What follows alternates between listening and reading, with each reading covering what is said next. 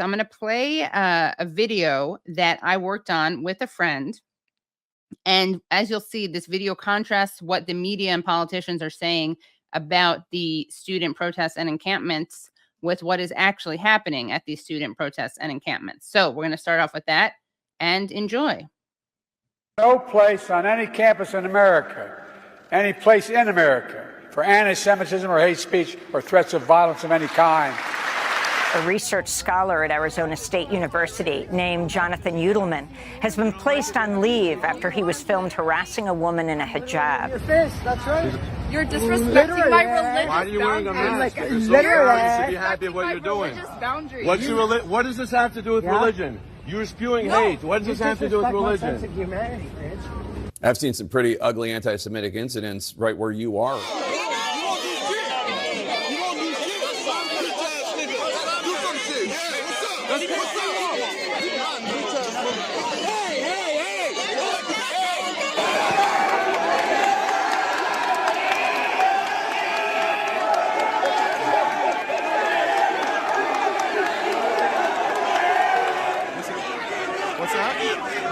Vile displays of anti-Semitism, vandalism, and intimidation led to police intervention at numerous universities.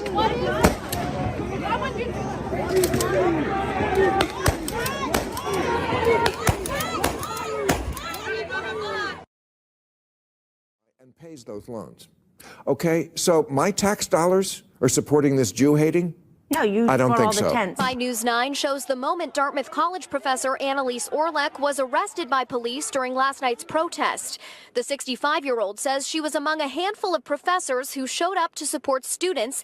Orlek, who's been a professor at Dartmouth for more than 3 decades, says part of her bail condition is being banned from Dartmouth's campus. Message is stop weaponizing anti-Semitism, talk to your students, talk to your staff.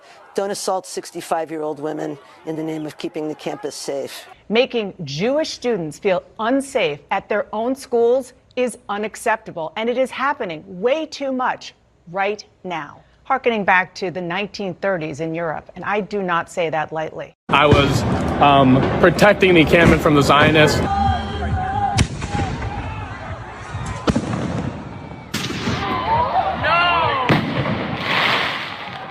They tried to take a barricade from us, and when I held on, they pulled me into a circle of them, and they started beating me on the back. They threw a rock at my eye. They threw a hammer at my leg, and they slashed my arm, and then they pepper sprayed me in the eyes. And I'm not even close to the worst of it. I saw 19-year-old girls with their face completely bloodied and beaten. It's actually it's almost tear-jerking how violent these Zionists have been to the peaceful protesters on the Palestine encampment. They're spray painting buildings with vile anti-Semitic hate. Police are now investigating how pro-Palestinian students were sprayed with a hazardous, foul-smelling chemical at Friday's protest, including members of Students for Justice in Palestine, Jewish Voice for Peace, and Jews for Ceasefire. NBC 10 cameras captured a man spraying some sort of liquid on food and tents at the encampment. Same elite centers of learning, where Jewish faculty and students were suddenly expelled, where anti-Jewish courses were introduced, and where professors performed horrific pseudoscience experiments on Jewish people brought from nearby concentration camps. We remember what happened then, and now today, we are witnessing American universities quickly becoming hostile places for Jewish students and faculty. Every Palestinian! Huh? Go! This America, back the fuck up! You back up! Say something! Say something! Yes, right! It's America! Back the fuck up! You fucking pussy bitch! Go back to Palestine! Here in New York, a local real estate developer was arrested after driving his car into a crowd of pro-Palestinian protesters. The driver's been identified as Reuven Kahana. He's a cousin of the late extremist Jewish Rabbi Meir Kahana, who publicly advocated for ethnic cleansing of Palestinians. There's a legitimate right to free speech and protest. There's a legitimate right to do that, and they have a right to do that. There's not a legitimate right to use hate speech There's not a legitimate right to threaten Jewish students. You should be raped and dragged through the streets in front of your kids. I think we should torture you and your family. Let's cut open your stomach, take out your fetus and throw it in an oven and then smell it while they torture you and cut off your body parts and rape you, make you naked and drag you through the streets. I just wish your kids gonna be there. Yeah, you are fucking so stupid. I wish they will rape you alive. They will film you, and if your mother will be alive, they will send the video for your mother to see how you burn.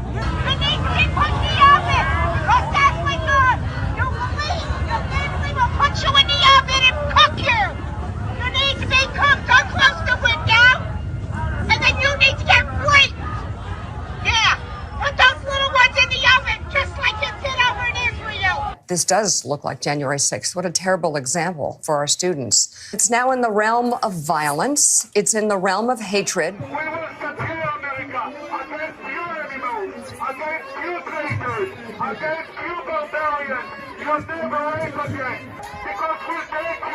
You motherfucker! Get your hands off you of me. Muslim! You Muslim! We Get your hands off me, bitch!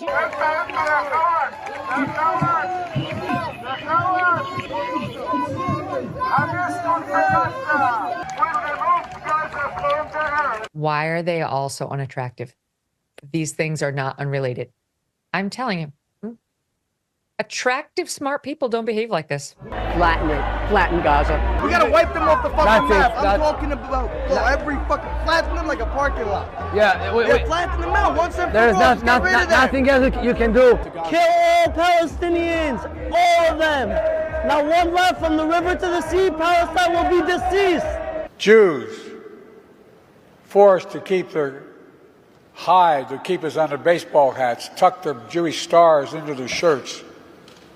On college campuses, Jewish students blocked, harassed, attacked while walking to class. And I feel safer here as a Jew than I do anywhere else because I know everyone here believes in collective liberation. And the only time that I have felt unsafe has been at the hands of the repressive university administration and the violent police. If you were to believe American politicians and American mainstream media, you would think that this campus is a really dangerous environment now, rife with anti-Semitic violence. And here we are in the heart of the Gaza Solidarity encampment. And right behind me is a teach-in going on about anti-Semitism, about the history of anti-Semitism, the nature of anti-Semitism, how we confront it as part of protests and social justice movements. So I keep telling people, you know, as a Jewish person and as a person of conscience, I wouldn't be associating with this protest movement if I thought that anyone here harbored or espoused prejudice of any kind. We cannot celebrate liberation and freedom for Jews without working and fighting for the liberation of Palestinians. My name is Rafi Ash. I'm a sophomore at Brown University. I'm a member of Brown Jews for Ceasefire Now, and I'm really proud to be here at the Brown Gaza Solidarity encampment. And I am here because I'm Jewish, not in spite of it. My Jewish values compel me towards justice. When we talk about anti-Semitism on campus, that's taking the spotlight away from Gaza, away from Palestine, and the Palestinian students on campus, and putting it back onto me. I am perfectly safe here, and this has all been a distraction because they don't want us talking about the non-stop massacre of Gaza, of Palestinian civilians being taken out by the IDF. So, you know, keep marching for Hamas, kids.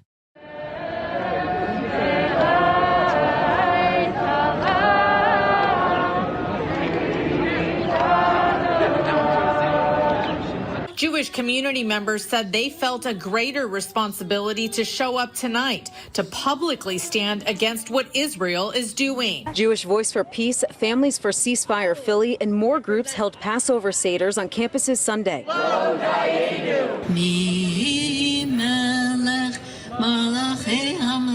As the sun set Friday night, dozens gathered for the Shabbat blessing at UCSD, just feet away from the Gaza Solidarity encampment. Jewish faculty and students joined the Shabbat celebration, applauding the students' bravery for standing up for the Palestinian people. I am a Jewish student here at UCLA. Personally, I don't find any of the rhetoric here at the UCLA Palestine Solidarity encampment to be anti-Semitic. I joined this encampment because for me, never again is never again for anyone.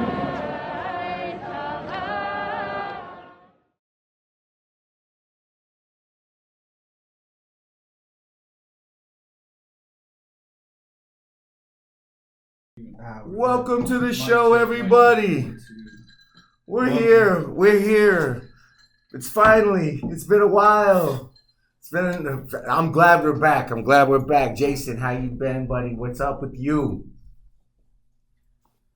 Dude, life is just chill, man. Yeah? Working hard at perfecting the things that really matter in life, dude. For me. For what I find as a way to maintain against all freaking odds, everything coming at you in life.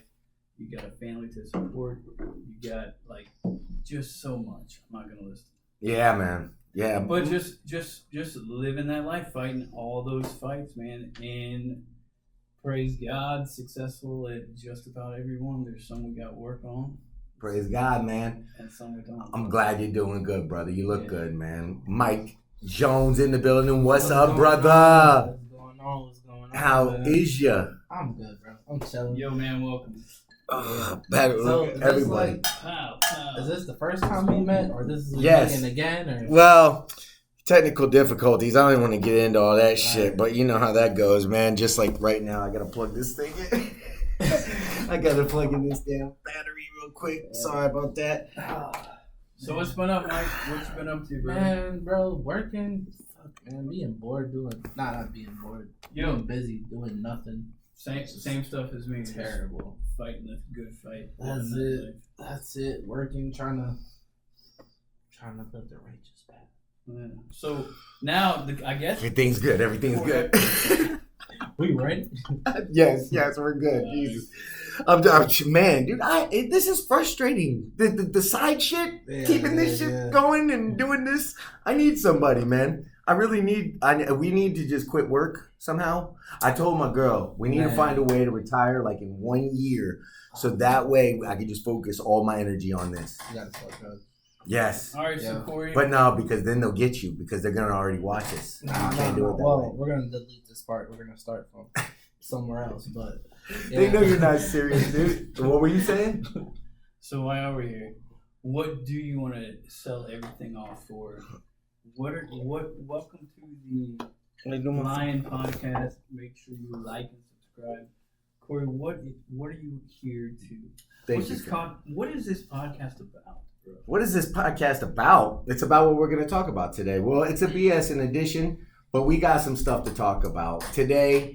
Well, you know what we're going to talk about today. We're going to talk about what the video you guys just saw about the student encampments and all that stuff and them breaking it up. And we're going to talk about Ukraine today, and we're going to talk about we're going to watch a video from at the end, Second Thought, and we're going to comment on that and see what we got. And that's what we got today.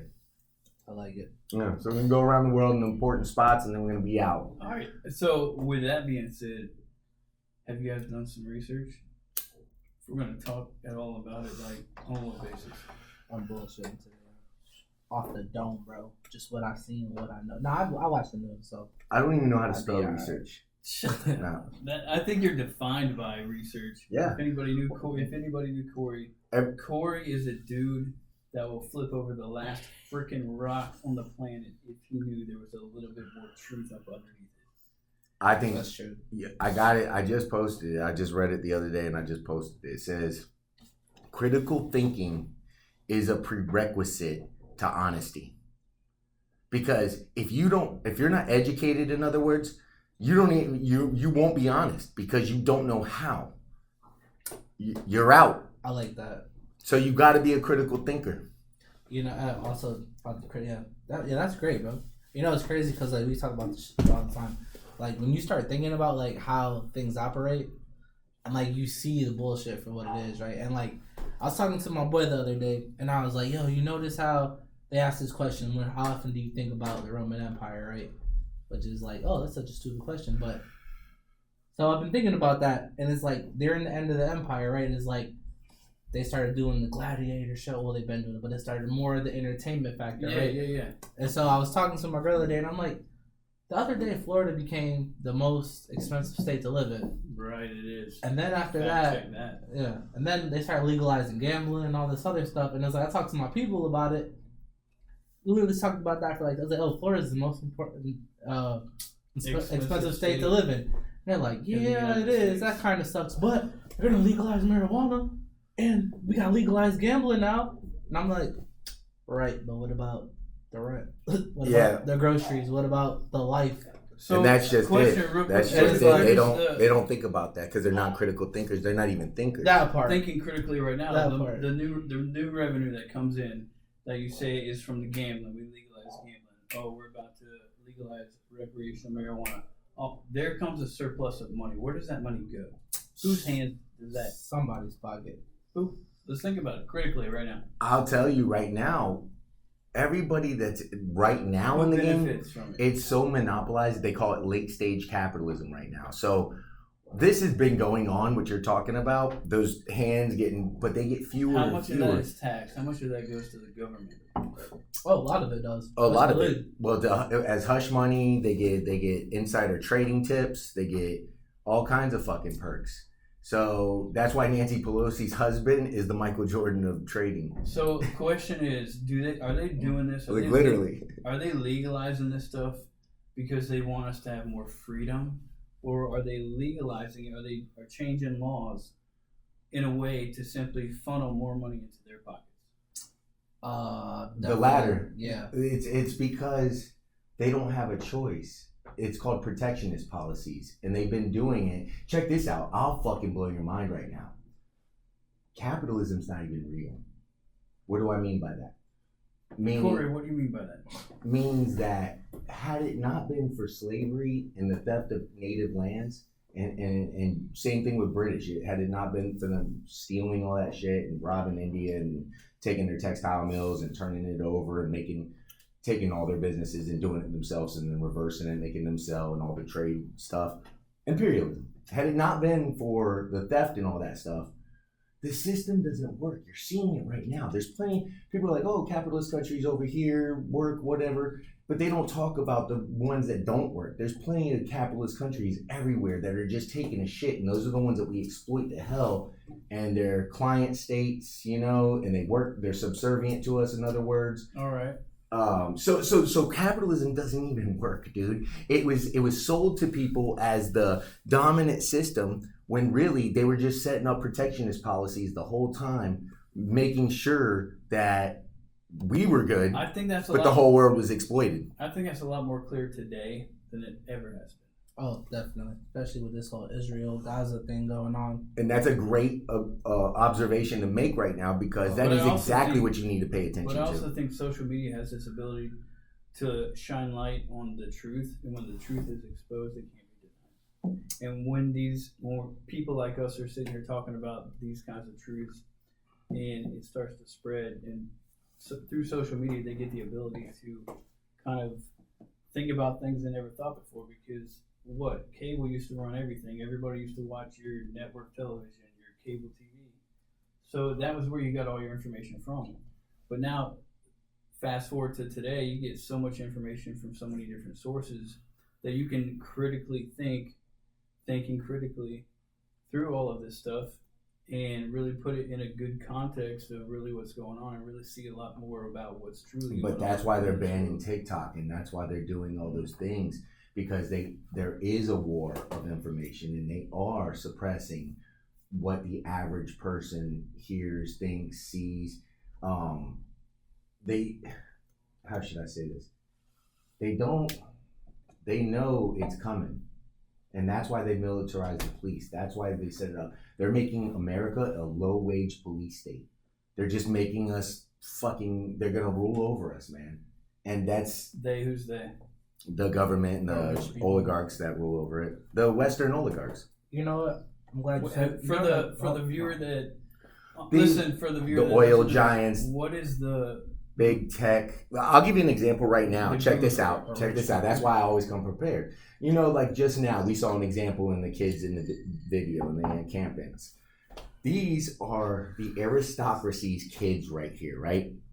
These kids, by the way, those other assholes, you can tell how hateful they were just by their rhetoric.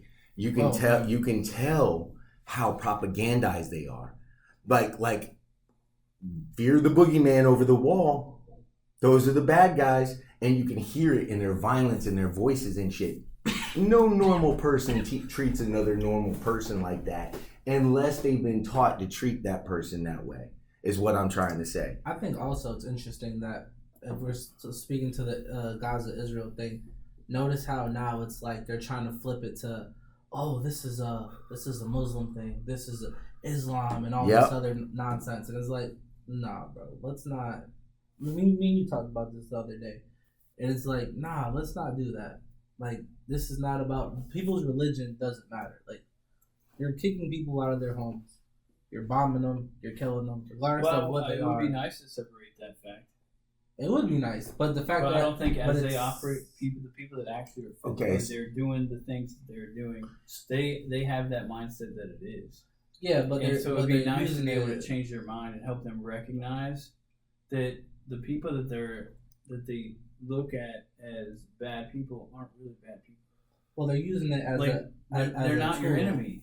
You guys are friends. Right. You guys are from the same tree. Right. You guys are together. So remember when you just said who are they? I'll give you one of them right here. Take care of each other. Whether you're from that point is whether you're from clear. Gaza, whether you're from the West Bank, whether you're from Israel, whatever, dude. Like, just stop. Exactly. Just freaking show love to one another. Help each other get up on each other's feet, and that be it. We'll get there too. We're gonna get there. So you said they. It's a mental thing. It's a societal thing too, man. Nah, you gotta change the society if you want. It's hearts and minds, right? Hearts and minds. But if you want to change the hearts and minds, you're gonna have to change the conditions. So hold on, man. Hold on. Let me finish what I'm saying. You asked they. Who are they? Right? Okay. Mm-hmm. Here is they.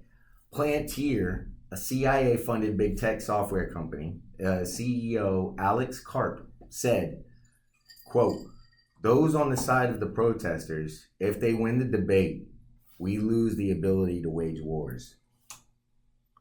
So that's how they think, and that's why they run shit. Listen, I'll repeat what he said. This is Palantir, the CEO from Palantir. It's a big tech software company. He said, "Those on the side of the protesters, if they win the debate, we lose the ability to wage wars." Yeah, but he was where does he draw that from? That. Like, where does he because get they that can because he's saying because we go to wars for them. That's it. That's what imperialism is. It's expansion into the poor worlds and stuff. It's domination and subjugation of whoever we can exploit, and if they're going to be subservient to our class or not. That's what everything's been that I've researched so far in all my studies thus far. It has been that pattern, and it's amazing how it's just America. Just America. Well, I think France is definitely. Well, no, not just America. I meant not just America, just Western, Western power. Yeah, civilization. Thank you. Yeah. So that's what's going on, and this more about Gaza, more about all that. Okay. So, say about anything about the talking about that. Go ahead. The religion thing. No, just the whole. I mean, since we brought the topic up, might as well speak about it a little bit more. Oh no, I just think that they're using the religious aspect of it as a tool just to spread false propaganda, because it just it makes the war, it demonizes people. Like, I get what y'all saying, like, oh, we should just be friends, and that's cool. You're right, we should all be friends in an ideal society. But I guess my whole point is, like, this is the avenue that we pick to go with this. Like, we're trying to turn this into a religious war. And it's like, but you realize they're killing Arabs, but they won't make it about that. There's a reason why these other countries are getting involved. There's a reason why Lebanon's bombing them, why Iran's bombing them, because you're killing their people. You're killing Arabs, right? And they're trying to say, oh, well, they're Muslims. Oh, they're Muslims because why? Because we like going over there and blowing shit up. And that's the excuse we need. Oh, as soon as you put a Muslim tag on it, they're bad, let's go blow them up. And it's been like that since 9/11. We easily just throw that stamp on people we don't like. And we've been doing it. I feel like a lot of people have gone away from it. But yeah, initially after 9/11 that was heavy.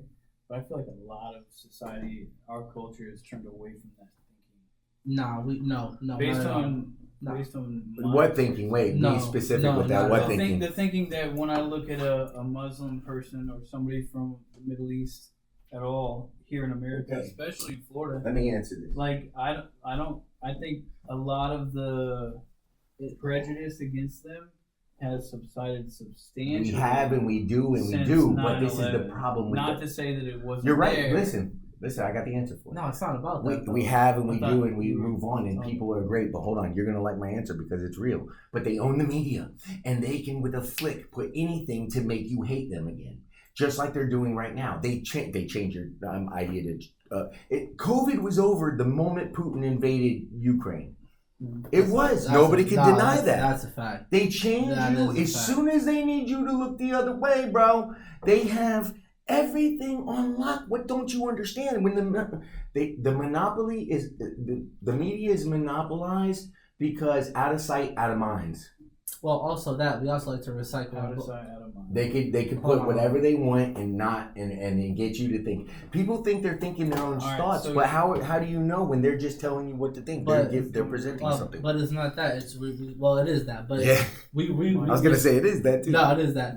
Nah, but we recycle our boogeyman. Yes, and that in the 60s it was Russia. After COVID happened, what happened? Oh, Russia again. During the Obama administration. Oh, Russia. Putin's a piece of shit. Oh, Russia. Then China came into the mix. 9/11. The pivot to Asia. Yeah. Gaddafi. Yeah. Gaddafi. But then what they do with that? Oh, terrorists. Yep. It's like Milosevic. And then now here we are again with Hamas. Everything. Oh, terrorists. They slap terrorists on anything that opposes the United States. And that's not to say that these people, some of them, like Saddam Hussein, he's a piece of shit. True, but we propped him up, like and Osama bin Laden, and ISIS. Holy shit! Do you guys know this? Hold on, bro. Do you know that they're trying to kick? Listen to this. So many leaders in the Middle East right now are trying to get they are saying outright in front of everybody, they're saying that they understand and recognize ISIS as a proxy of America. Oh yeah. They say, look, that's just what it is. Okay. So while we're over there saying Hezbollah is a terrorist, Hamas is a terrorist, which Hamas, I'm not friendly with them, and I understand when people don't like them because I don't have nothing with them, but they are a resistance in Palestine right now with other resistances anyway.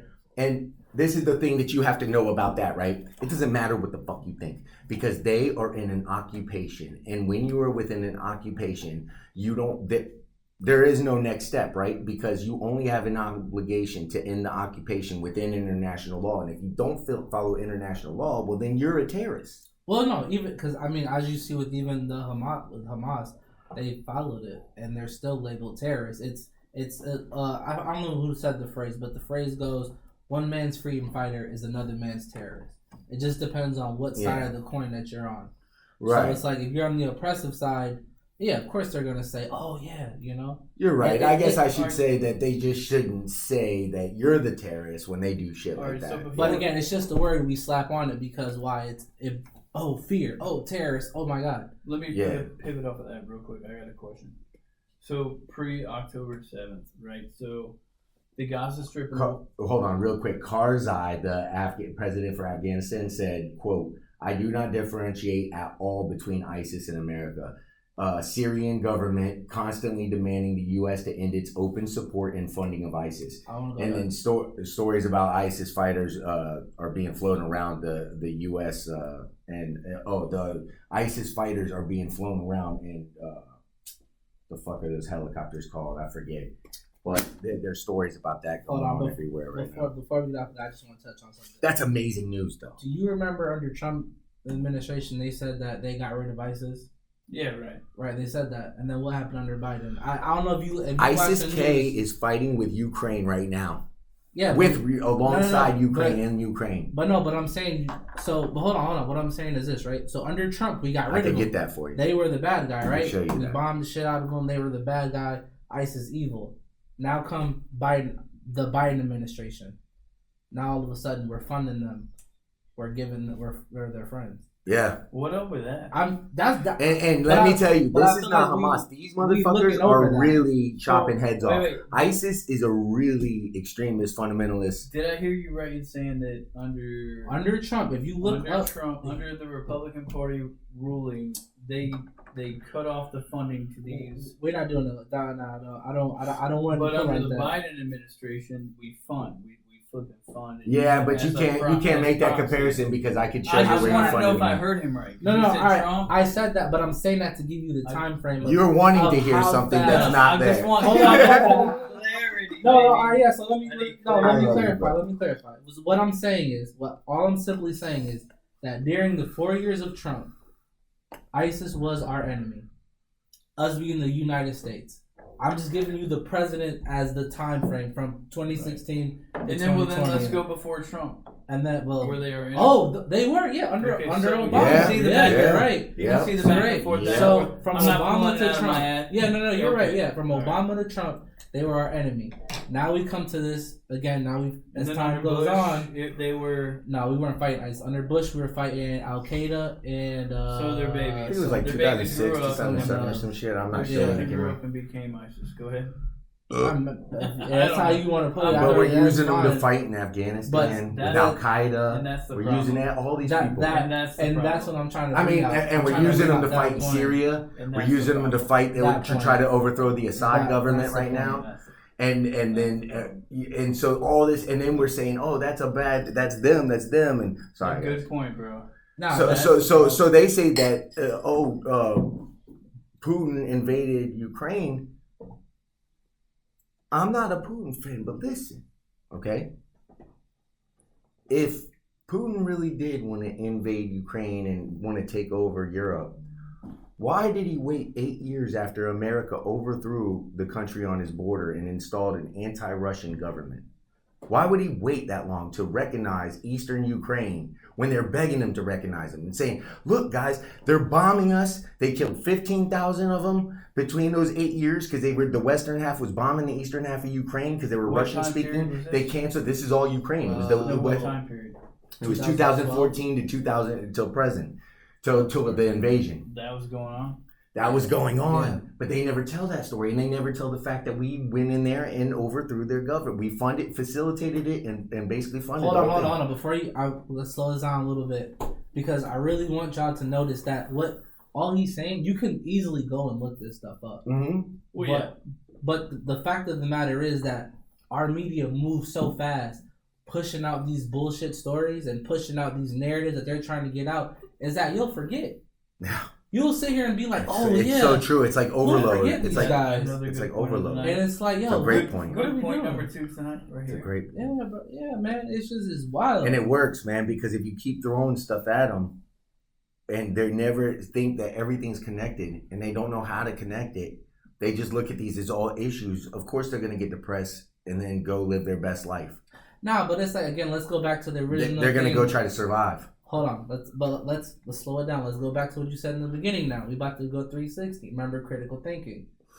So now here we go again to that. If you take the time and really listen to what is going on and be like, damn, these are our enemies. Now we're supporting them. Wait, wasn't they bombing them not long ago? And now we're doing this. Should make you question. So now you sit here and you questioning it, and then when you do that, it becomes a problem. You see what I'm saying? I think they don't question it. I think they don't end up getting to the question part. They'll never confront it because they always believe that there's a bad guy out there, so there's some good reason along the line. Well, it's not for you. It's not for you.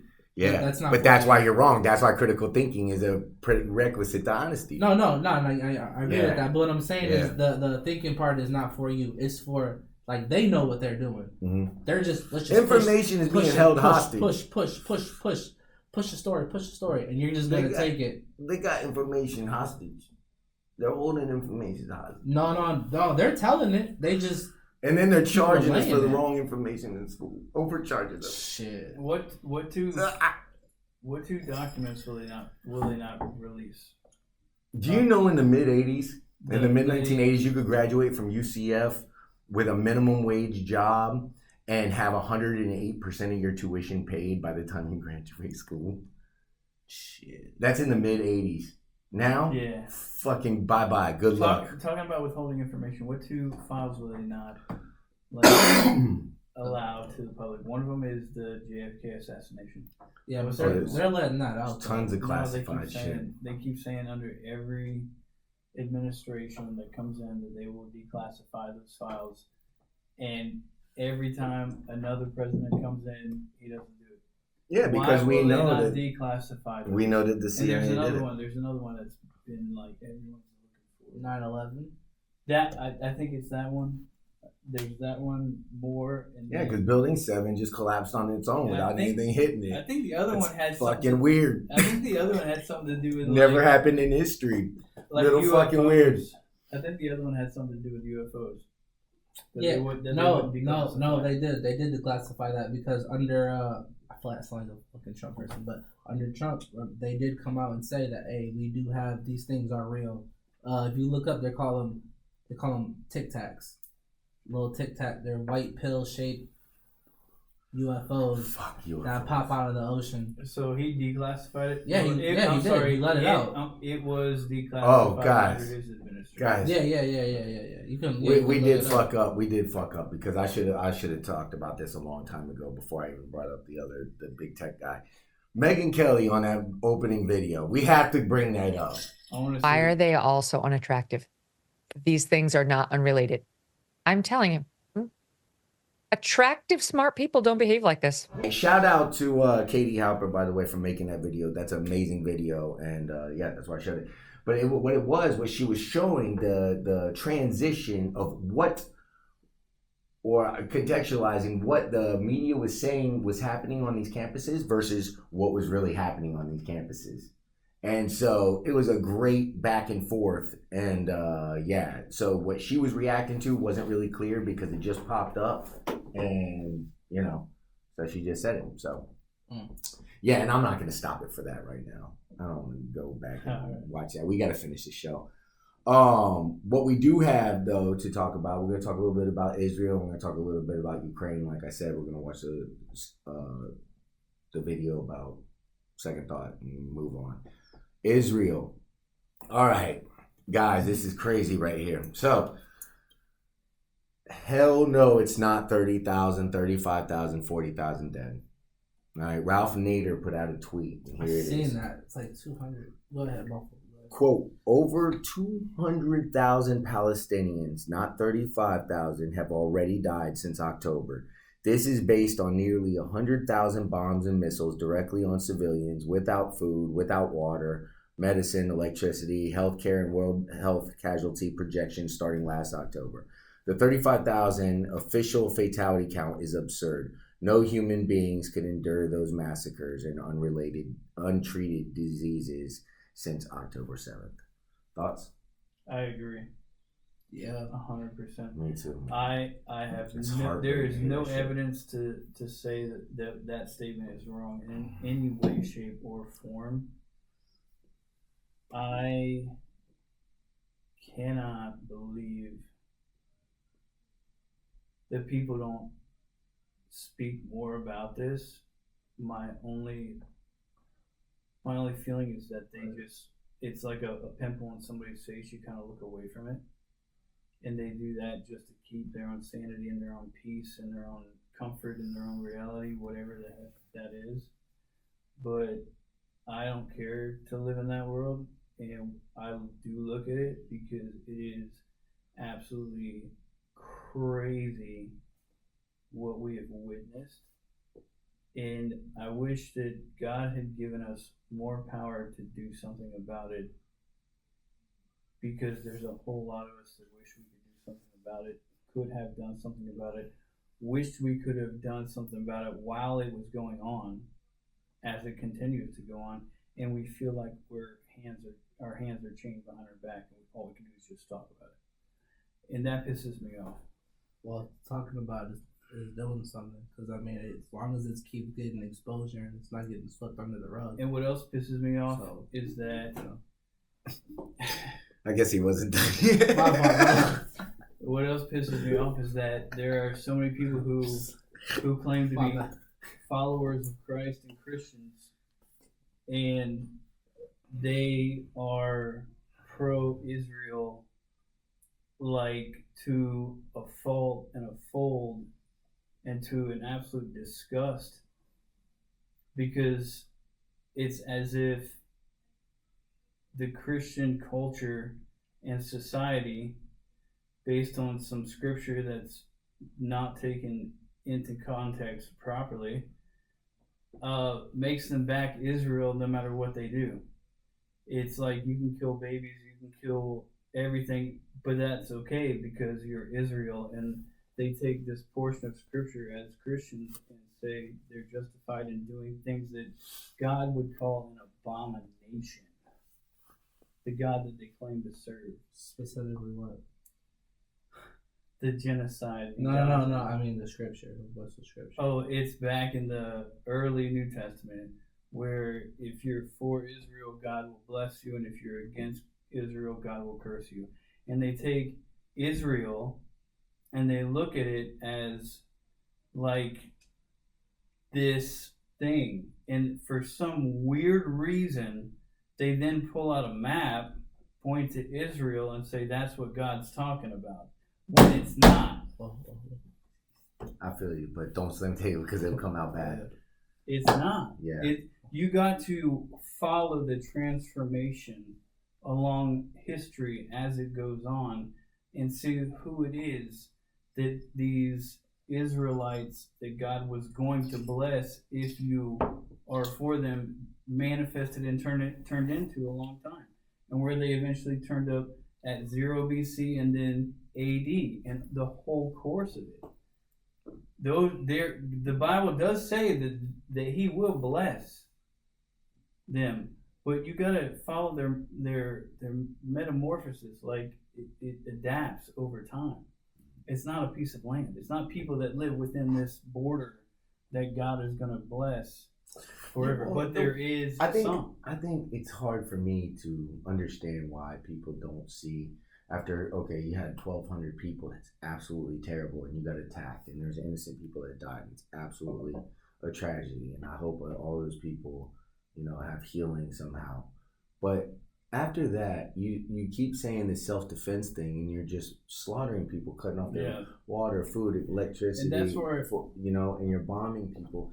And by the way, you're saying you're trying to help or save these hostages, but then you're dropping 2,000-pound bombs on them in the most densely packed community, and then everybody's okay with it, and then you're like, wow, like you guys are cheering this on, saying more funding, come on. And by the way, Israel's economy is not doing too well right now, man. They're depleted right now. That's because our economy is not doing too well. Well, that's also true. True. But all the while, I'm looking at this going, man, how, like those people at the very beginning, I know I keep bringing them up, but it's important because they're out of control. And that's not natural. Those people, well, by the way, it's not natural because in UCLA, did you guys hear Jerry Seinfeld's wife was paying for them, and there's other people that the celebrities were funding that. Yeah. The resistance, it was a the counter protesters were being funded by the celebrities. Oh, so they are more they for you? More they for you. More they this segment. This segment's called the more they for you. More they for you. If you want to know, go ahead, man. What were you saying? Oh no, they were funding them for real. Yes, that's all real, man. They got caught funding them too. They're making it proud. They're making it known that they went out there, and these people were violent, man. Violent, like you just saw it. A lot of that was UCLA. The ones firing the fireworks into the crowd, that was them. They were doing some other things, man. Look. They knew there was problems because in Colombia, that's the aristocracy's kids. Those are the rich kids. They were saying that they've been speaking up on things this whole time, but right now they're putting their foot down, and this is why they're making the move. And now those didn't just spread throughout the country; those spread internationally. Those are going on everywhere right now. Shout out to everybody out there doing it. And if you can get to one, go, because it's history. This is a historic moment. This is unprecedented what's going on right now. This is the Vietnam. This is everything. They're trying to tell you it's something it's not. There's 146 countries that recognize or nations that recognize Palestine as it's a Palestinian state. Say that one more time. 146 I don't think enough nations. people realize 80 to 90% of all the globe recognize Palestine as a state. Yep, as a state. As a state. It's their state, yeah. The mass of the globe. Because let me sit on this for a second. Sorry. Sorry, sir. This is important, dude. The mass. Yeah, it is. The mass of the globe. It's under so the important. United Nations, Paramount. and this didn't just happen. This has been reality, but we don't get this information. This is good news too. We don't get this information. You know, I got the only reason I got this information because Ireland. Name the other two. Ireland and two other Switzerland countries. and Norway. Yeah. Ireland of all nations, Switzerland and Norway. Norway just recognized publicly that they recognize Palestine as a state. And get this, Germany on the globe. And Germany and France also said they're going to recognize the ICJ's or ICC's request for Netanyahu's warrant. So they're going to recognize it. They said, yeah, they're going to. They did. Yeah. So yeah, so things are changing, man. Regardless of what Americans think or think not, which I am one, proudly and gladly. Palestine is recognized as a state across the globe. It's time we do it too. Yeah. You know what? Why else they are? Because they actually read the books. Yeah. That's it. They went and said, "Oh shit, this is real." And whether you believe whatever, it was. Seth Rogen said it. Seth Rogen said it. He was on a podcast. And he said, "Man, they lied, man. They just said they lied to me my whole childhood. They just said there was nobody there." Yeah, it was like it was just there for the taking, man. So when everybody came in with their U.S.-backed and Europe and Western-backed armies to just resettle these people, which I have a lot of compassion for. After all they've been through, if you study the history, you can't 70% of them you are can't refugees. not have compassion for them. Yeah.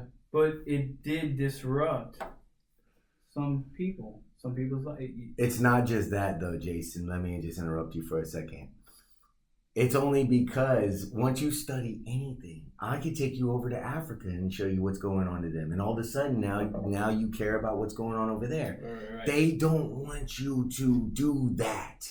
That's why they're playing the boogeyman game. That's why there's the portrayal of the external menace. That's why John Foster Dulles created that shit back in the 1950s, right after the CIA came in. That's why they've been doing this the whole fucking time. And that's why I got another thing here.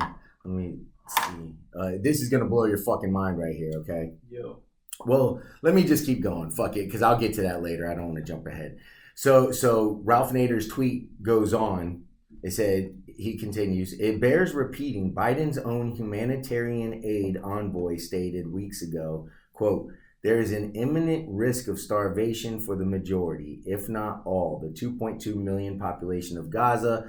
This is not a point in debate. It is an established fact." So what he's saying there is, hey, look, you guys said it. Your own staff said, hey, man, this is starvation. It's imminent. These people are all going to die. And what did you do? Now you're turning around and giving me some horse shit. These people are definitely dying. It ain't no 30,000 or whatever you're saying it is. There's a lot more people dead. It's probably worse than 200,000. He said at least, right? At least 200,000. So, well, they said what? That's like 2.3 million in a 10% of their 25 square mile, a 5 mile, 25 square mile radius or area. 2.3 million people. Yeah, it's and like hey, 2 of by what's 5. left, this actual mobile can walk and be transported.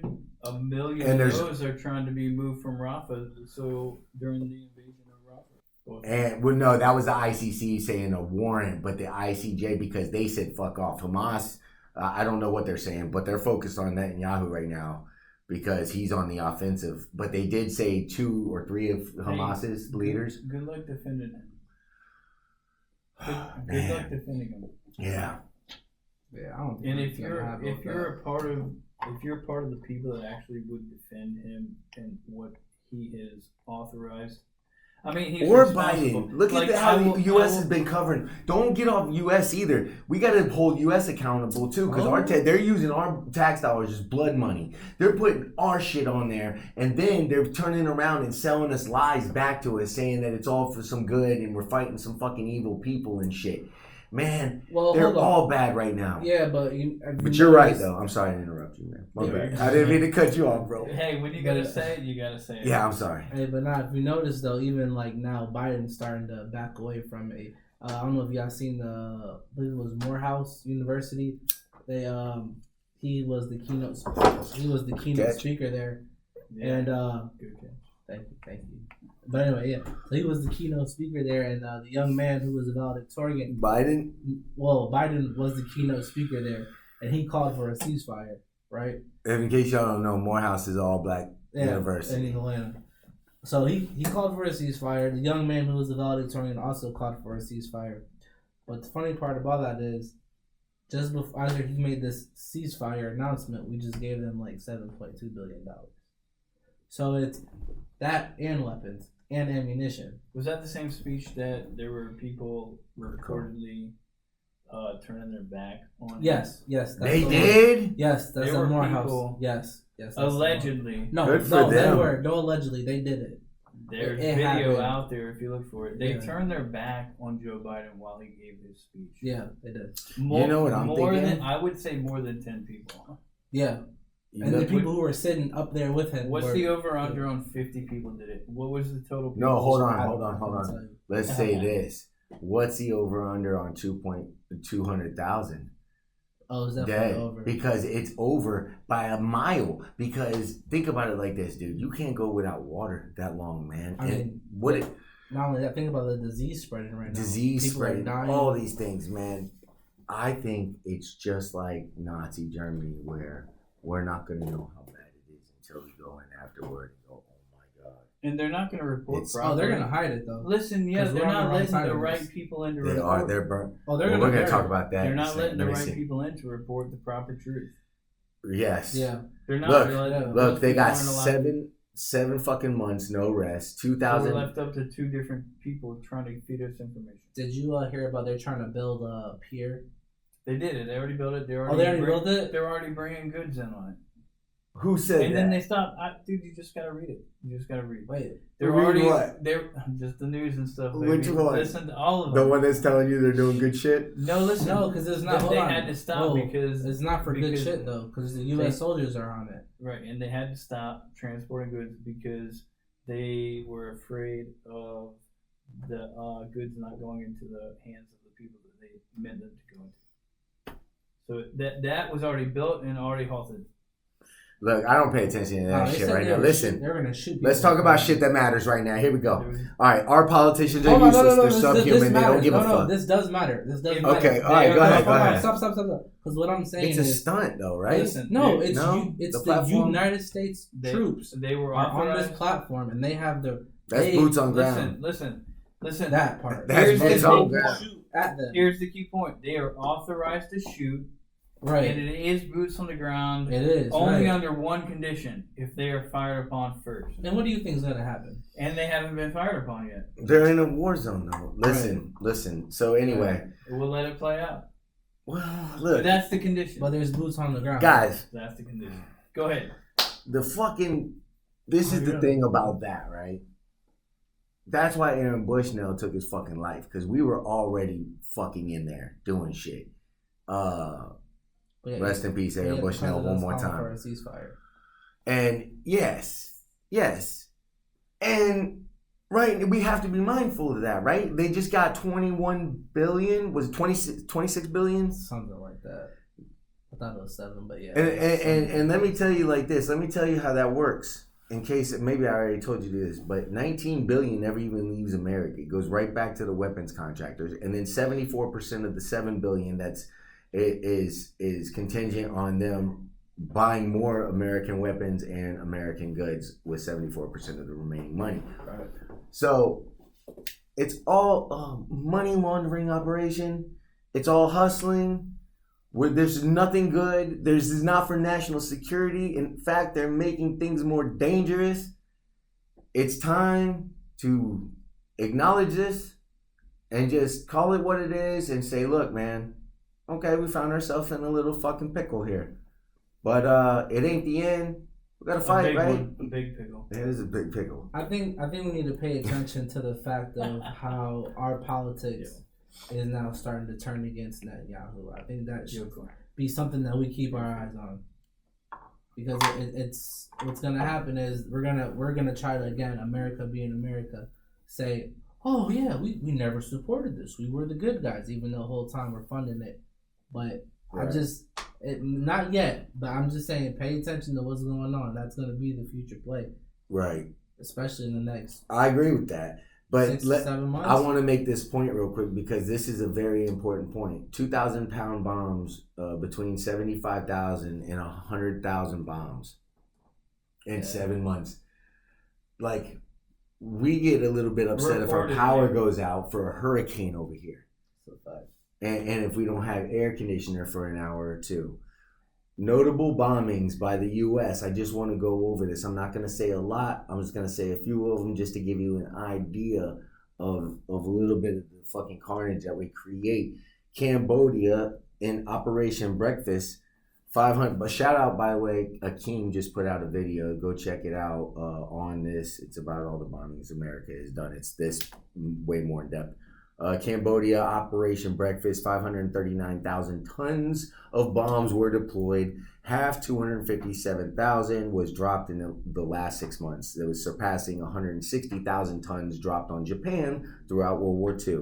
Estimated deaths were between 50 and 150,000. Widespread displacement, major refugee crisis, agricultural markets, water sources, severe damage to the economy, escalated poverty among the survivors. It was fucking terrible. Cambodia got screwed because we were trying to blow up a trail and make sure that's all we were trying to do. We shouldn't have been there. During the Korean War in early 1950s, U.S. targeted civilians and military infrastructure, trade routes, and logistical support from DPRK-ALES. Same shit. Large population centers, 635,000 tons of bombs, 32,000 tons of napalm. That shit just burns you alive. This assignment, aerial bombardment, far exceeded the tonnage dropped in World War II in the Pacific Theater. Pyongyang was over 75% destroyed. The city was so devastated that American bombing was halted. Quote, there was no longer any worthy targets, unquote. When was the last time America declared war on the country? Do you know? Well, the crazy thing about them was do war without declaring it. Well, that's just it, and I'm gonna get to that in a second. Point. Yes, that's my point. They just don't. Yes, and all that is relevant in just a second. So hang in with me. That is so good, interesting. You brought that up. Still Korean War here. Other urban areas like Hamhung, Hungram, and Sinaju face similar levels of destruction, with estimates to 80 to 90% in some cities. Destroyed. U.S. Major General William F. Dean stated, quote, the majority of North Korean cities he saw were either rubble or snow-covered wasteland. Dean Russ, the head of the U.S. State Department official, head of East Asian Affairs, said, quote, everything that moved in North Korea, every brick standing on top of another. 3 million dead, 20% of the Korean population at that time. Iraq, let's just say, besides the 1 million dead in the bombing campaigns and sanctions, how many? Highest estimate was 2 million for them. But leukemia rate skyrocketed by 2,000% from depleted uranium munitions in Iraq and Fallujah and I don't want to try it, but there's one other spot. In Laos, Operation Barrel Roll, Operation Steel Tiger, 2 billion kilograms of bombs dropped, 1,000 per inhabitant, consisting of over 580,000 bombing missions, one raid every 8 minutes, every 24 hours for 9 years straight. Listen, Let me say that one more time, because this was the craziest bombing operation till all time until now, because Palestine, believe it or not, might be worse because it's per capita. So they're a small area, so the amount of bombardment they're getting, they're saying that it's... So Laos was 2 billion kilograms of bombs dropped, 1,000 per inhabitant, consisting of over 580,000 bombing missions. 580,000 bombing missions. 500,000. Where? In Laos. That's What year? I think this was 1966 or 67, something like that. So anyway, listen to this. One raid every 8 minutes, every 24 hours for 9 years straight. Who did this? America. Like and they didn't, troops? and they said Troops? and they were lying while it was being done. They said it wasn't happening while it was being done. Our troops. We sent our troops in there to do it. Yeah. Yeah, 270 million of those bombs were cluster bombs, 30% fail rate. And they've been picking them up till today. Kids pick them up and blow up, and all kinds of fucked up shit happens with those bombs. The cluster bombs are a war crime, and we still use them till today. In fact, we gave some to Ukraine to use on Russia. Laos is the world's most heavily bombed country per capita. However, this could be soon eclipsed if the actions by the illegal settler colonial nation in Palestine. It could. So, define terrorism for me. But I need to use your kitchen. Yes. And we'll take a little break. We'll be right back. Take a little break. Nah, because there's no way it's you. I feel like you trying to make it too simple, bro. You're saying that it's okay for us to go out here, that the actions that Don't get out of the camera. That our actions don't represent what we do as a country. When it does, it doesn't represent me as an individual. Well, we're not. That's the problem right there, because we're not talking about individualism. We're talking about the community as a whole. So it doesn't matter what you believe. It represents you because they're using your tax dollars to kill people. But at the end of the day, it's like the country you live in. They don't. Is using you to go and kill other people. They don't speak to your values. You don't know, they don't represent your values, is what you're saying. Hold on, because what I'm saying is, I'm not saying the blood's on our hands, but what I'm saying is, we put the people in office, and the people we put in office make decisions. And if they call themselves, back to their whole point is, if they call themselves good Christians and they have good Christian values, where is it in your good Christian values that we should go and hurt other people for the benefit of our country? Those aren't good Christian values. No matter how you want to spin on it, no matter how that's why he said they doesn't. No matter how you want to sit there and say, oh, well, his sin is his sin. No, you're purposely going and killing other people to put more money into your pocket. That is literally the work of the devil. And what's even worse than that is when they dehumanize them, and they even say, look, we did it for a good reason. These people are terrible. They do it to each other. That's not I hear you. They're better off right now because we went over there. We blew up all their water, their sewage, their fucking things, and when we sanction them so they can't rebuild it, they're better. They're better. They needed that. They needed that. I hear everything that you're saying, but I think what truly does make us a Christian nation, like they say it in UFIT on a world stage. Right. That's the point. That sucks and that's stupid. But I think the majority of people who do identify as Christians, which would be the majority of America, are... Here's the problem. People can't identify as Christians. Only God can identify you as one. Right. And that's confusion, because you got a bunch of people identifying themselves as Christians, and God only God knows who's really but there's a way to know. There's a way to be sure. Well, I'm just saying though, it's not even worth the fucking conversation. Let's talk about some Ukraine up in this motherfucker, man, because we got to get some stats out there, bro. I'm telling you right now, there's people suffering right now. I guess there's people suffering up in this motherfucker. We'll talk after the show. Well, we got a little show. We might be able to get it in there, but your places were Ireland. It was Spain, not Switzerland. It was Ireland, Norway, and Spain. Or was that what you used? Yeah, the 146 nations that recognize Palestinians, the Palestinian state. Let me say that correctly. And we should too. Yes, and you should too. Exactly. It'd be in good Christian faith for us. Absolutely, bro. You got honestly, it's what you gotta talk right into the head of it. It is like a dick. It is what, not the side, the head. It is what we are called to do. We are called to take care of the oppressed, the poor, Those that are beaten down, we are called to go to them and help and rescue them. So if you're going to showcase the genocide in Gaza, that's who the Christian community should be running to help. Here's my pushback on that. Here's my pushback. And this is the issue I've had, again, with our original conversation with the whole religious aspect of it. Because now what you're doing is you're now pitting one against the other and saying I'm pitting truth this is against... Christian. It's not you. It's not what you're doing. It's the word of God that I'm speaking from, not even Jason. But I'm telling you, be clear on that. But I'm saying what's actually going on. What's actually going on is that this message is getting put out that Israel is killing the evil Muslims from trying to conquer their land. That is the message that's and kill all Jews. And kill all the Jews. That is found in the Torah, the first 5 books of the Bible. If you read the rest of the book, and I urge you what does that have to do with what's the going rest on? of the book? What's the rest of the book say? Tells you that a wonderful man that I love and adore named Jesus came and changed everything up. Okay, keep going. Go ahead. Go. In Christianity, if you want to use that term, which I hate terms and putting people in boxes, and like, let us just get out of all of our boxes. Let's just look at each other.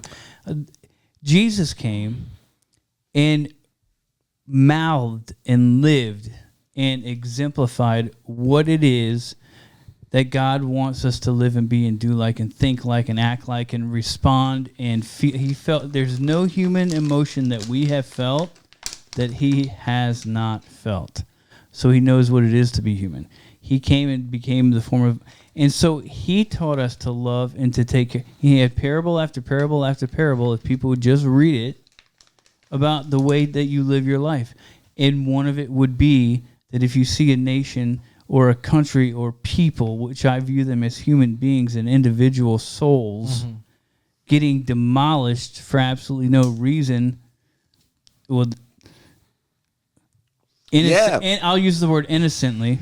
Yeah, they're defenseless. Defenseless. They're in occupation. These are the people they don't have planes. They don't have fucking army. According to the teachings of Christ, which Christianity is based on, those are the people that you should be running to. So, as a good Christian nation, why are we giving other people the bombs to kill them? They are not true Christians. They're We've been hijacked. They're wolves. They're wolves running around in sheep's clothing, posing as Christians. They're wolves. They're the ones that Jesus doesn't recognize. Exactly, and that's why I don't identify with them. And I think that people, if they understood, that's why you sitting in that fucking chair right there, my dude. I think if people understand. I think if they truly, because fuck everybody, not them. I don't care about that. Actually, I support all churches and what they do, their missions and stuff. That's actually good work. I just believe that we could all work in unison and cast a bigger fishing net and capture more. Look, I believe I said it before, but I'll say it again. What do you think would happen, man? You open up a few churches and let people come in. Guess what? If they're not already Christians, they're going to be. Yeah, I agree with that. They're going to be. They're going to go, thank you. You doing this for me? Wow. And then that seed has been planted. And then as they're taking their little shower, and they'll mow the lawn for the church the next day so they can do their thing and pay their dues back, they're going to start thinking, wow. This all was supposed to happen. They're going to get the feels and they're going to have the moment. They're going to have the relationship and it's going to happen. But you got to cultivate the fucking garden if you want to harvest. How do you do that? By what I just said. You have 400,000 churches, Christian churches alone in this country. We have a homeless record of 600,000 people. And we're still building churches. But see, we profit $20 billion. They've done studies can end homelessness, but we put $3 billion into it it's like $3.7 billion into it every year. But they make money off of it. They profit off those shelters and stuff. They get kickbacks and they fucking steal and do what they do. So it's more profitable for them to keep this problem. It's just like a cure. It's not profitable to have the cure, but all these things are related to the system and how it operates for profits. We just get robbed and people get left out and excuses get made, but that's the reality of it. So they need the lawmakers, those that create policy, need to make it profitable to run a homeless shelter, and you'll see them pop up everywhere. Right. Exactly. That's the key. Exactly. Exactly. As soon as it, it'll never will so be. It can they're, be. They're right, looking okay, at ways. stop. So here, right. They're looking at ways to kill them. This is the way it can be. That's why they're doing digital currency. They're trying to kill them. This is the way it can be. You take tax dollars. I mean, how many freaking tax dollars are taken, and what do they use it for? $100 billion to Ukraine, however much to whoever, wherever. The list is endless. Take some of those tax dollars and say, look, I can make this problem go away, and I can make it profitable. And you fund me as a government based on the tax dollars of America. You want to know how to get those tax dollars too? We don't even have none because we're so corrupt. They've already been shipping them away, and we got to print money when we ship it. But listen, if we wanted tax dollars, we just kick these oligarchs out, renationalize all our stuff, and all the stuff that gets extracted, that's going to be a tax burden lifted off of our shoulder, like instantly. So it's them, man. It's them. It's just. I'm gonna get you a shirt that said it's them. It's they. It's they. Them. It's they. It's they, them. It's they, them. You want the pronouns. Yeah, you got to have all of them. The they, them. That's offensive. It's fucking they, them. They, them fuckers. No, to the they, them. You know what? You guys are loved too. I think Jesus would love everybody. I'll say the time for honoring yourself will soon be over. I think there's something inside. 146 nations recognize Palestinian state. And that ain't hate. That's love. Don't mistake that for hate. That's love. The bombs are the hate. And you can't end war with more bombs. You can't bomb your way to peace. You can't war your way to justice. You can't do it. It's never been done. We don't want to be the kid at the fucking field to take my ball and go home. The idea is that we can save America. But here's the thing. We got to coexist with the rest of the world. We got to cooperate. They don't want to dominate and subjugate. We just feel that way because we've been in this empire and we've I mean, it's in movies, it's in everything. We're used to this. There's a reason why MLK said we're the greatest purveyors of violence, because he couldn't say that we're the greatest terrorists. But what do you think the greatest purveyors of violence is? That's the way to say it. If you're just, I mean, that's as blunt as can be. The greatest purveyors of violence. And he said that with the Vietnam because he knew what was happening in Laos, and he knew what was happening in Cambodia and Vietnam. And he knew but the good news is, that's why he got popped. The good news is, right. Good call out. The good news is that he has plans. We all have good plans, and they will work because America, just like before, we built it up. We could build it again. And that's a beautiful message. And 146 countries, nations recognizing the Palestinian state is love. Do not confuse that. Anyway, so next, I just want to say one more thing. There's, not much about Ukraine, but I do want to say this. Okay? Shout out for love, though, by the way. Shout out for love. Love is good. Love is the greatest love is way love. to connect. Love is love. Love is and love. When you connect with somebody, you can tell them anything that you want to tell them. Yeah, all their walls are down. There's no good news in Ukraine. It's just insane in the Ukraine. Ukraine is burning through resources faster than they can be replenished. Ukraine. If you want anything on that, go check out Scott Ritter. He's got great information on Russia, Ukraine. Russia is gaining resources as Ukraine is depleting them. They've lost over 500,000 people.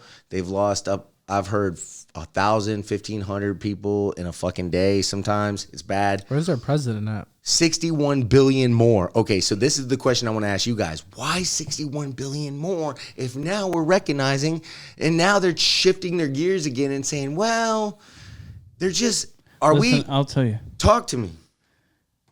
It is,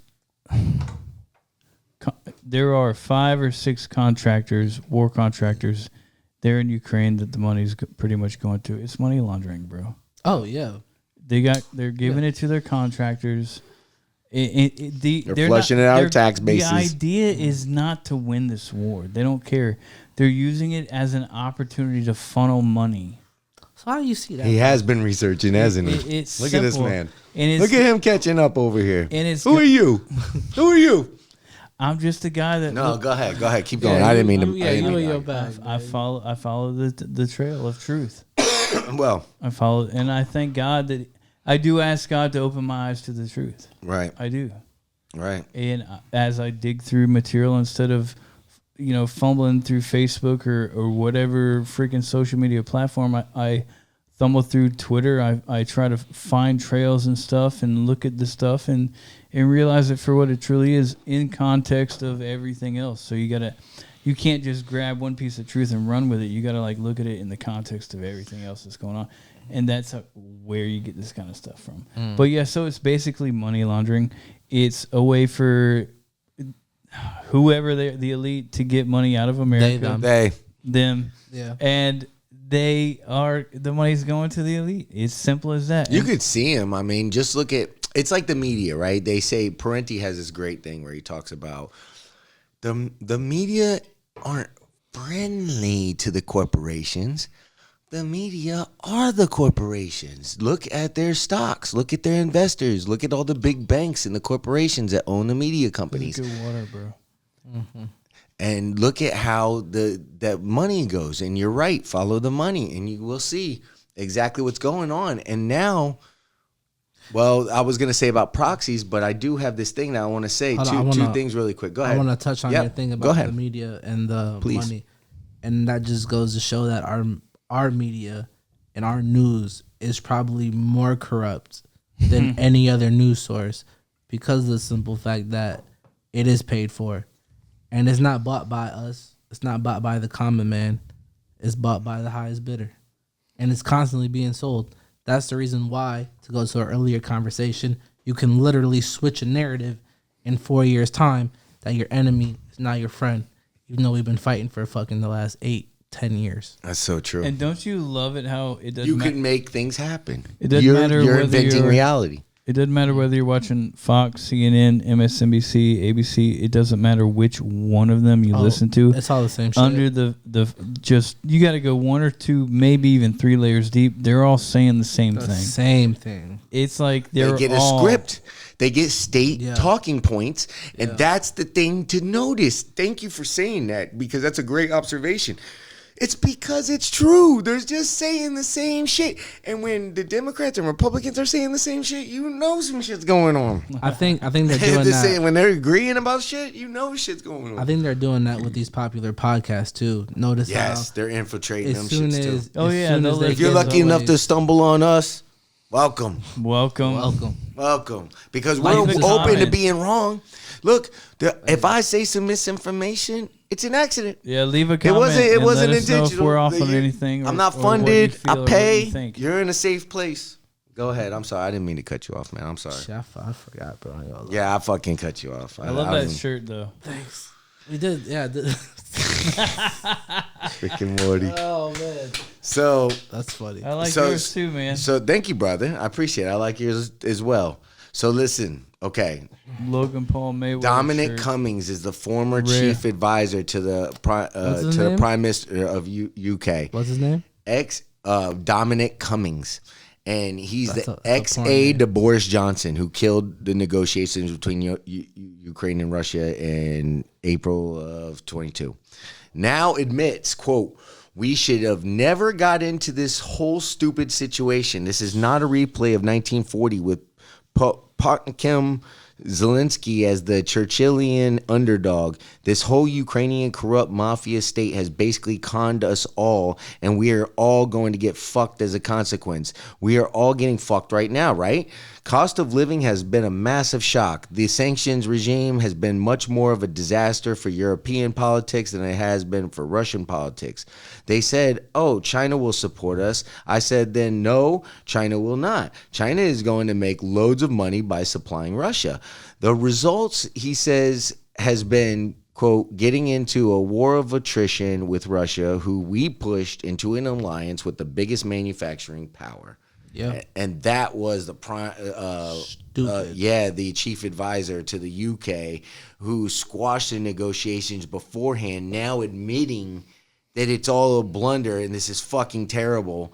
And we blew up Nord Stream.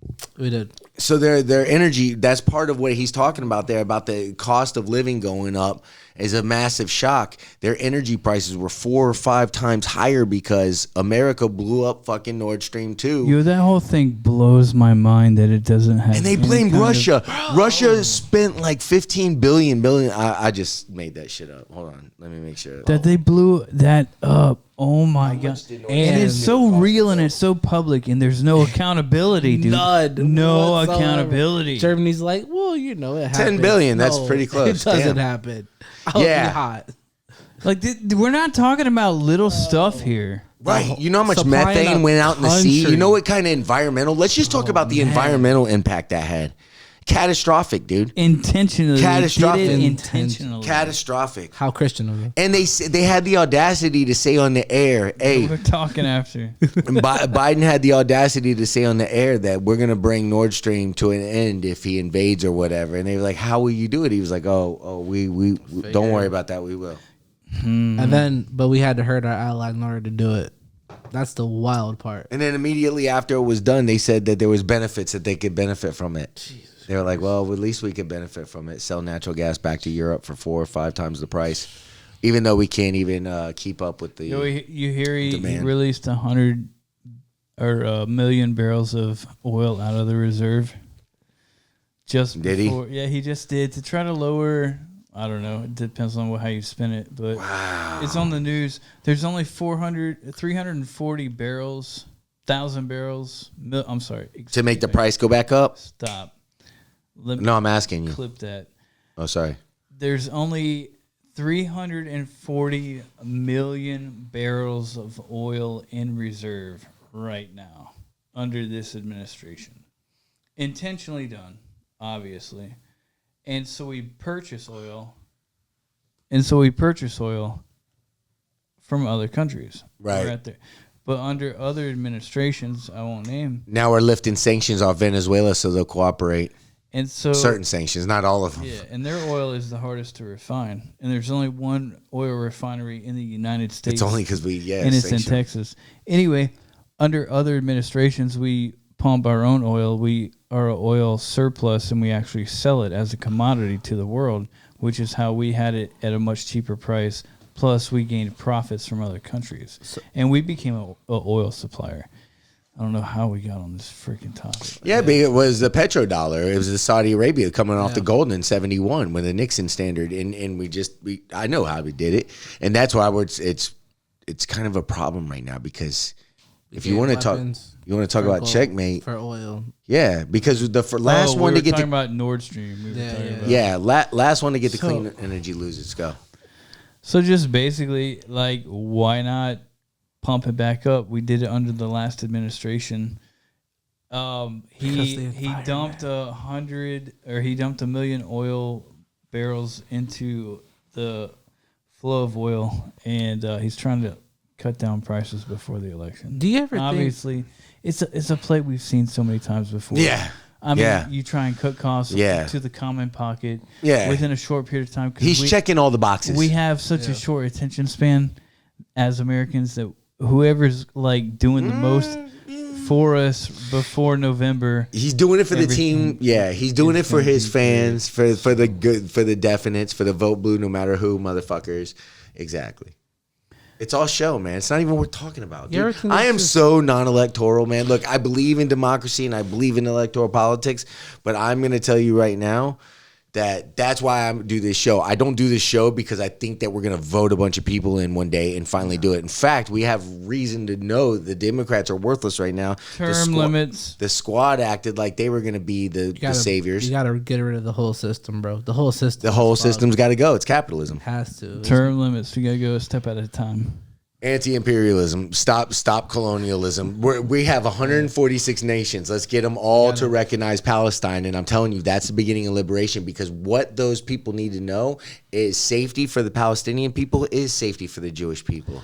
It's safety for everybody. I would like to ask y'all a question, right? That's true. We're all Americans here. How do you feel as an American who our main talking point to the world is we're freedom, right? We push freedom. We push liberty, we push justice. How do you feel about the fact that these kids went to protest, and in return for protesting, which is their amendment right, constitutional right to protest, they're now considered criminals by the government that gives us the right to do it and called criminals? Yes, and how about the fact that we have... How does that work? And I mean, I know how it works, but I'm saying, how do we have y'all state feel police occupying these campuses now? That part. How do you on feel as behalf of a Americans? foreign government, in defense of a foreign government? And then they get mad at the people that say, I may not agree with the kids. So to be specific, you're talking about you're talking about the protests on college campuses. No, to be specific, I'm saying, how do you feel about the fact that our country pushes freedom, pushes this constitution, and then saying it's the best thing around, and then when we exercise it, it then criminalizes the people that go against what it's saying? I think on each college campus they have different rules of... It's not about the college campuses, though. I'm saying, how do you feel about the fact that we're pushing freedom? You're saying you can have the right to free speech, correct? Yeah. And then you speak freely, and now you're called a criminal for it. That's the question I'm asking. I don't know how much of that I see. I do see a lot of people protesting. They literally called those kids criminals and that they should have all their passports stripped away. Which ones where? All of them, all the protesters. It was. I'll pull it up for you. On a college campus? Yes, they called those children criminals for that.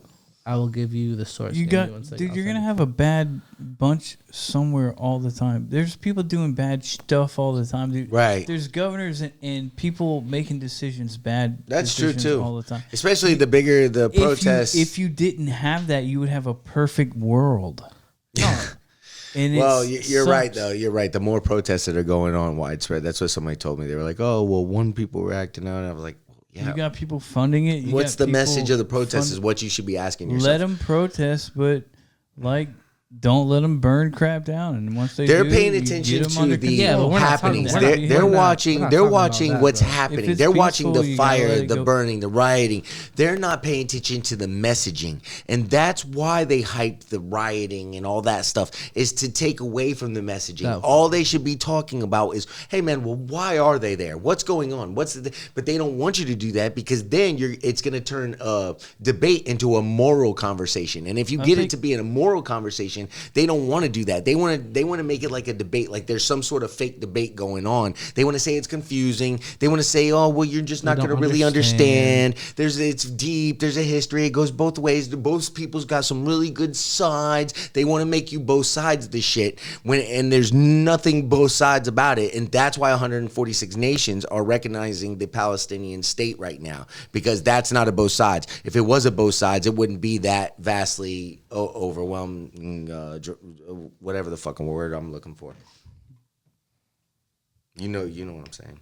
Facts. The hypocrisy of this nation as well. So it's a beautiful thing to see people coming together, and that's the beautiful thing of the show. If you want something positive, man, it is that love is here, but they're gonna take it on our media, and they're gonna, because it's monopolized, and they're gonna do their thing. I'll give you an example. They just did the other day, which goes against the freedom of speech thing I just said. Yeah. Because you're paying to have your news pushed out. Yeah, that part too. And then so they just did it the other day. I'm giving you a recent example. The Iranian president's death. They showed the streets empty, and they said, "Look, nobody cares." Guess what? I'll show you a picture right now, slap full. There's at least 500,000, or more. It's at least, you know what I mean? It's just packed. But they don't. This is what they do. Yeah. This is what they do. So they're showing you, oh, these people are oppressed. They don't love their president. They're so oppressed. They don't even want to show up for his death.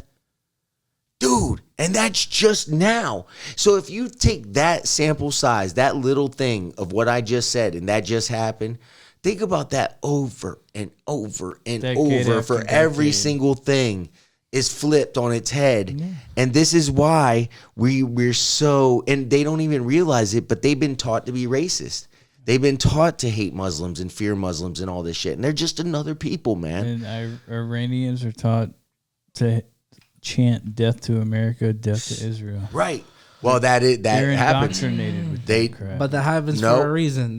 See, all right, listen. I'm not saying it's right. I'm not saying it's right before the internet gets off. But hold on. With it. Yeah, but no, but it's not all the way. Hold on, not listen, like you think. Listen.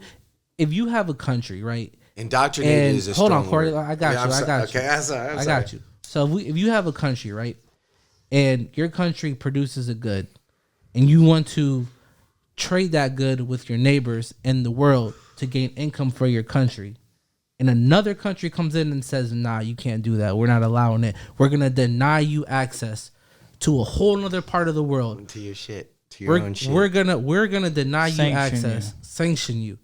How would you feel about that? You're gonna say, fuck them, or my people are starving and I can't feed them because this dickhead over here won't let me sell my stuff over here. Or how about if we overthrow your government? Hold on, in 1 second. Okay. But not only that, we bomb your neighbors around you. We bomb the shit out of them, and now you can't sell to them because they don't have money because you've killed them all. And now we have to scrap for materials. So what are you gonna chant? You're gonna say death to America, which is not right. I'm not not saying right. I believe in that. It's not right. But what I'm saying is you can't be mad at people for saying that when they're the ones causing the problem. Getting attacked, and then the one country who's your closest ally or the closest person to you is Israel, and you can't do business with them. Why can't you do business with them? Because they're in America's pocket. So yeah, there's gonna be animosity there. So it's like they're trying to do the same thing to Iran that they did with Iraq, and it's a blunder. So, but they have to do it. Like you hear Lindsey Graham right now talking about, we have to do this. We have to do this. Man. He's talking about Hiroshima and Nagasaki like it was a just thing. Yeah, he's saying it's a just thing, and that was not a just thing. That was a flex at the Soviet Union. That war was fucking over, man. It was over. There was no need to kill all those fucking people. And America will tell you that was. But go ask a real history professor, any true historian, anybody of credibility, and they'll tell you that I'm right about that. Oh no, that was totally unnecessary. Bam. All right, so we're wrapping this up. Earlier, yes, you asked, what is your definition of a terrorist? Okay, yeah, I'll do that. We'll go there. Oh man, I was gonna go to the like it or not video, or not the like it or not video, but the second thought video about the all that extra stuff. What about the American dream getting crushed? No American dream. Oh shit, we can do that. Yeah, but I would like to hear your definition of a terrorist real quick. Real quick, definition of a terrorist. Yeah, is someone who obviously wants to create as much terror within a group of people as they can for a purpose, and how you do that can happen in so many different ways. Yeah.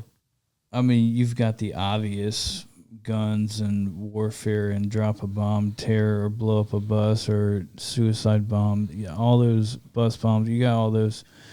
Or there's like so many other different ways you can create terror. But that would be a terrorist in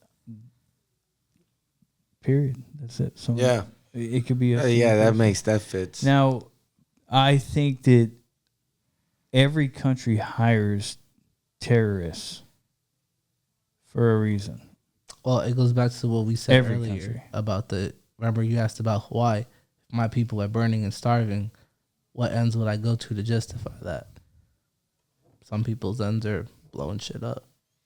When you say every country hires, terrorists, they're there to get the attention of I would say no. They're trying to create terror in. Exactly. But there are other countries that hire terrorism. Now this is the thing about America, and I got to get to this part because this is really critical. And I'll just skip ahead to it because it's so important. In 1962, right, Kennedy administration released a document. We got to see it publicly much later, but but he released it to the administration on a so-called foreign internal defense. in that document, it said, quote, "It's important for the United States to remain in the background and not to expose the United States unnecessarily to charges of interventionism or colonialism." So that's admission of guilt right there in 1962. That's admission of guilt to colonialism. That's admission of guilt. If you're a colonialist, then that's admission of guilt to racism. And if that's admission of guilt to this, it's admission. Look, that's why I say what we said at the beginning. Critical thinking is a prerequisite to honesty. If you don't know, then you can't be honest about shit, right? And you don't know. Knowing is half the battle. But if you don't know, now you know. Yeah, and it's pretty interesting. But I mean, do you want to? I mean, I think we should wrap it up right now. We'll do it next time, man. We'll do the second thought video next time, man. It's getting late, bro. My man's got to be up early as fuck in the morning. So, yo, thanks for tuning in. We'll see you next time.